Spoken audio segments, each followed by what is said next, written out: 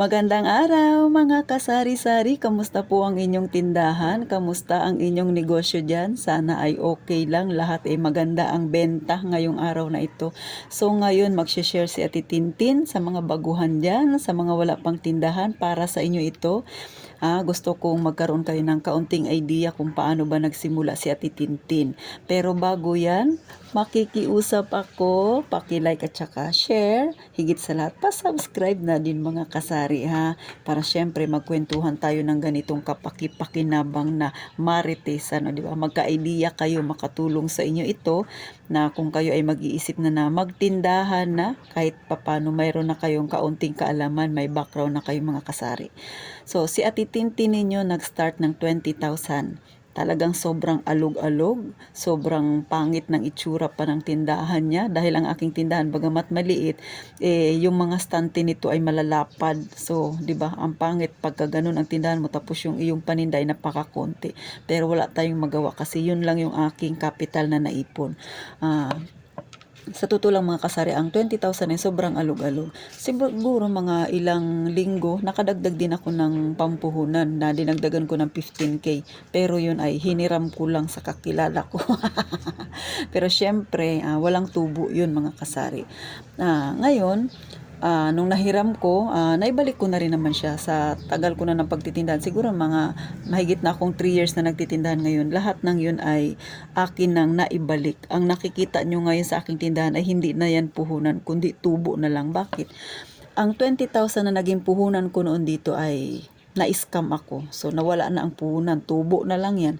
Ang 15,000 na nahiram ko sa aking kaibigan, pero wala yung tubo, ay naibalik ko na rin sa kanya. So, ang natitira na to na nakikita niyo sa aking tindahan, lahat yan ay mga tinubo ko sa aking tindahan sa loob ng 3 taon. So, ipakita ko sa inyo. So, ganyan na siya mga kasari. Ayan. Ganyan na siya ka. Tapos dito sa may kabilang side ko, ayan, puno din yan siya mga sabon. So, ganyan. Tapos sa harapan nito, ito dito ko, meron pa yan. Tapos sa taas, marami pa yan siya. So, ganun na siya mga kasari. Siguro kung ito total ko, nasa mahigit 100 na rin siya, 100,000. Pero syempre, malaking para sa akin ha. Hindi ko naman inaano mga kasari. Kasi yung iba talagang mas magagaling pang humawak ng pera kaysa sa akin. Gaya nga na nasabi ko sa inyo na scam ako ng 20,000. Tapos bumangon lang ako ulit. Tapos yung anak ko dito rin kumuha ng mga ng mga kailangan niya, malaking pera rin ang nailabas niya. Siguro kung susumahin ko yung utang ng anak ko dito, umabot na rin ng 20,000. So kalain niya napakaliit lang ng aking tindahan, pero ganun na yung nailabas niya na pera. Pero sa tulungan ng Panginoon kahit papaano nung bumagsak ang tindahan ko, naibangon kong ulit mga kasari. Naibangon ko siya ulit. Kaya yung pangalawang pagbangon ko, hindi ko napapayagan na ganun, bumalik ako sa dati na baka bumagsak siya. Kasi nga naranasan ko na grabe yung hirap na ginawa ko. Ito, sinishare ko sa inyo mga kasari kasi hindi lahat ng nagnenegosyo sa unang pagtitinda ay nagiging successful. Baka kayo ay magaya rin sa akin. Sa una okay, tapos napagdaanan yung pagbagsak ng tindahan, tapos bumangon ako ulit na. Ganun mga kasari. Napakahirap kapag lalo na wala kang experience. Sa bagay ako, hindi naman sabing wala akong experience kasi si mother ko ay dati nang may tindahan. So, kumbaga may background na ako kasi lumaki ako na may tindahan kami. Tsaka yung nanay ko mahilig talaga sa mga ganitong mga negosyo, mga tinda-tinda na yan, mga kung ano-ano. Kaya kahit papano may alam ako ng kaunti. Plus yung mga napasukan ko pa noon na naging guide ko rin para paano ko ibangon uli yung aking tindahan nung nag-umpisa na siyang malugi. So, sa totoo lang natutuwa ako mga kasari, from 20,000 na naging puhunan ko, ngayon malaki na wala na yung puhunan na 20,000 dito. Dagdag pa yung utang ng anak ko na nasa 20,000 din. Wala na yan. Panay nakikita nyo na yan na yung pangalawang buhay ng aking tindahan. At hindi ko napapayagan ulit na mangyari pang ganun mga kasari kasi napakahirap. Pero sa lahat ng napagdaanan ko ay kahit papano tumatag ako. At saka talaga ngayon medyo alam ko na yung pasikot-sikot. Kailangan lang pag kayo ay may tindahan, tindahan, matyaga kayo, mahaba ang iyong pasensya. Huwag kayong mag-expect na pag nagtindahan kayo, angat agad. Hindi ganun mga kasari. Talagang pagdadaanan mo yung hirap kung paano mo palalaguin ang iyong tindahan. Sa akin, maliit lang aking tindahan, pero marami akong mga pinangtitinda na kung ano-ano. Yun nga, gaya ng mga naisabi ko na sa iba kong pang-vlog, mga nauna ko pang-vlog sa pagsisimula ng pagtindahan, lalo na nung nalugmok talaga ako nung bumagsak yung tindahan ko. Sa pagbangon niya, naranasan ko yung magluluto-luto ako naman kung ano nilalagay ko sa harapan ng tindahan ko. Kung ano pa yung mga sideline na maliit lang yung puhunan pero makakatulong ng malaki kasi malaki yung kanyang tinutubo. Lalo na yung anak ko dati nung nag-aaral-aral pa siya, hindi naman niya natapos. Nagluluto ako ng Shanghai, ng lumpia, ng corn dog na yan. Maliban sa corn dog dito na tinitinda ko sa tindahan ko, nagluluto ako ng corn dog tapos dinadala niya dun sa school kasi pumapasok siya. So grabe ang pagod ko pero nakatulong yun ng malaki mga kasari kasi medyo malaki ang tinutubo ko doon. So yun, dinagdag ko siya para pang puhunan. So kapag kayo ay dumaan o mapadaan sa ganitong sitwasyon ko, siguro kapag mahal nyo ang iyong tindahan, gagawin nyo rin yung ginawa ko.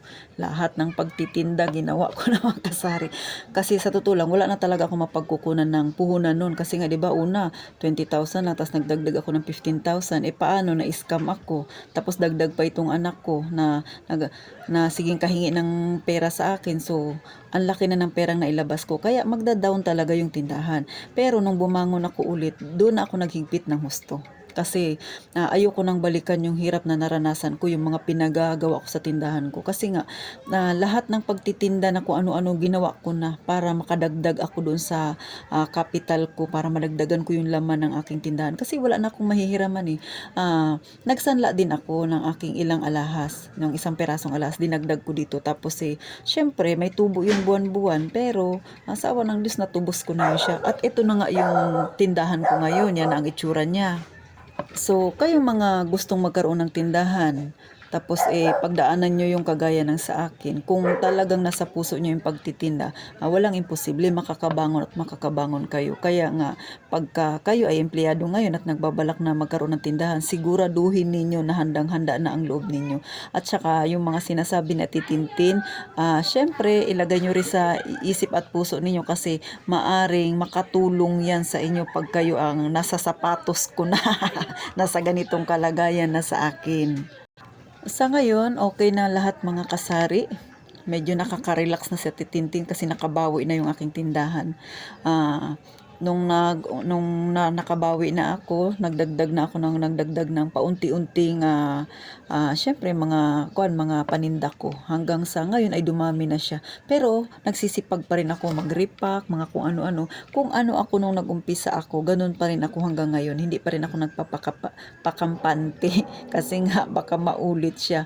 Kaya ngayon talagang ganun na ganun ako sa paghawak ng pera kasi mahirap na balikan mo yung mga napagdaanan mo, baka hindi mo na kayanin mamaya sa susunod hindi ka na makabangon. Yun ang lagi kong nilalagay sa aking isip mga kasari.